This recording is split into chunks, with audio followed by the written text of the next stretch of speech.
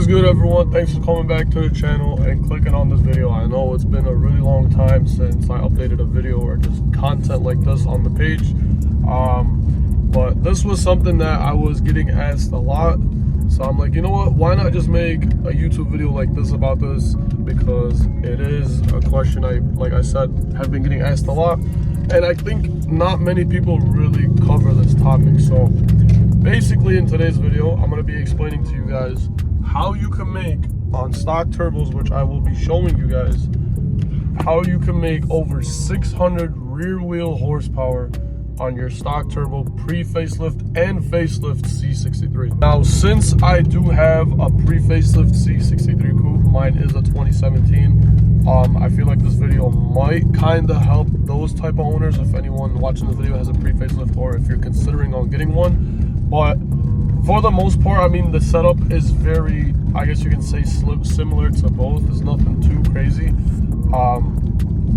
It's just a matter of fact of which one you have. So without further ado, let's get into the video. If you guys like this video, please give it a thumbs up and let's get into it. So let's talk about more of the obvious things on what you need. Obviously, first things first, you get a nice set of Catless Downpipes. You get a good tuner. Now, for me, in my case, I went with, shout out to Weistec. These guys are amazing. Like, they've helped me throughout the entire process. I've said that so many times in my short form content videos on Instagram and TikTok, but literally, like, in my opinion, probably one of the best, if not the best tuner for this platform.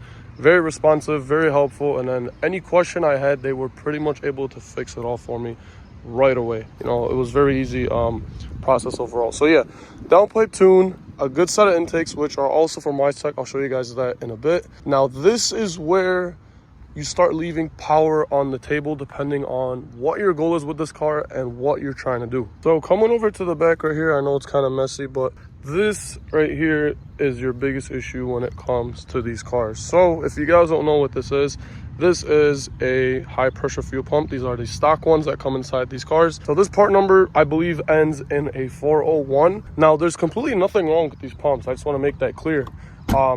These pumps are found on the pre-facelift, so anything that comes before 2019, those pumps are really limited to running ethanol. So if you want to run like e-mixes, that's obviously how you're going to make bigger timing and bigger power. Those are only good for E20. So this is what you can do to save yourself a lot of money instead of just getting yourself a whole fuel system. Because if you guys don't know about AMGs, those are very expensive. Those are like about 5-6K. That's without labor. So this is what you're going to end up doing for the pre-facelift to make more power. And I just want to tell you, if you don't plan on running, you know, any e-mix and you just want to stay downpipe tune simple on 93, those 401 pumps are good. But if you're trying to really get up there in power, this is what you're going to do. So these were the intakes I was telling you guys, straight from Weistec. Again, shout out to them.